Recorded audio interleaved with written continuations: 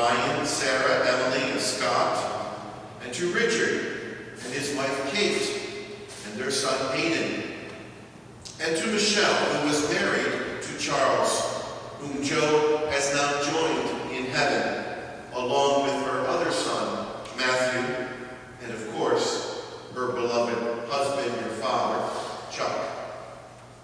And to Joe's brother, Joe, and to her sister, Mary, as well as the nieces and nephews and other family and friends gathered here, on behalf of myself and all those who minister here at Joe's home parish, I would like to extend our sincere sympathies.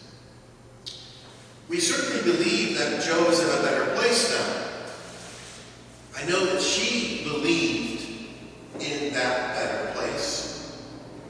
You could not have known her without knowing that faith was an important part of her life. And so I'm sure it is difficult to say goodbye to your mother, your grandmother, your friend at this moment.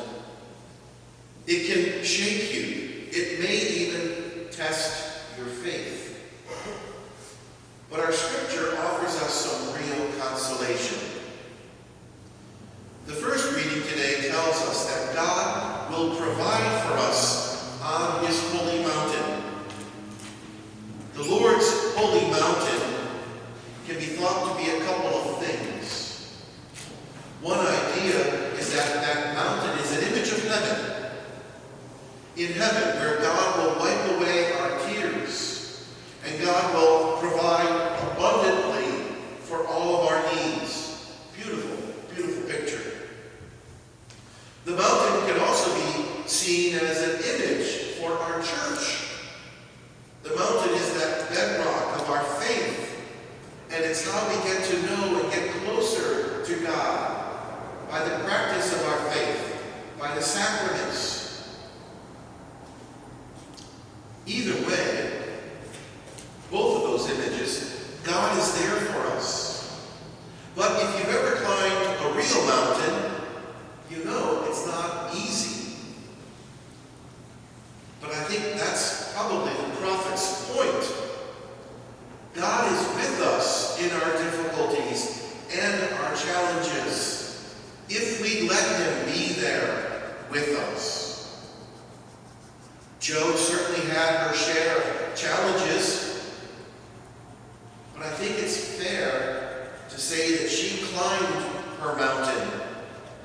She remained faithful to God when many others might have walked away.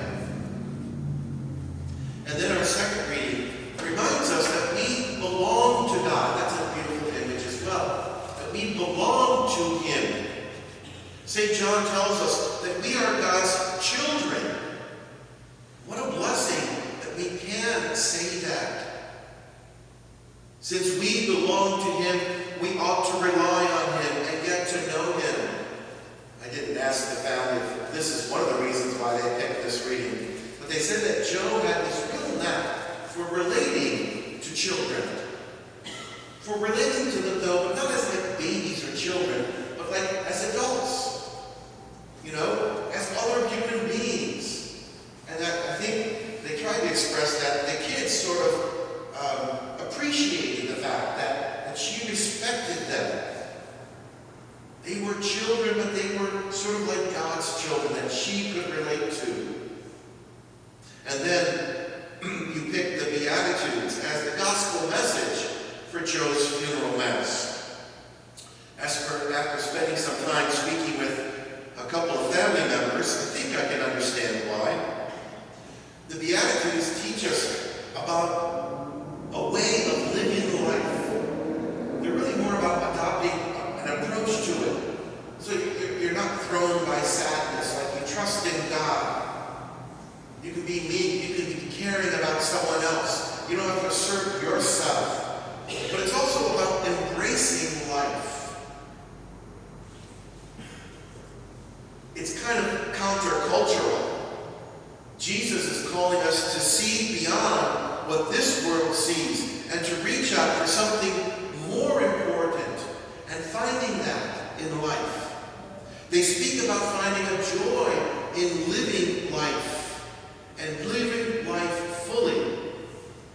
way she was described to me, Joe seemed to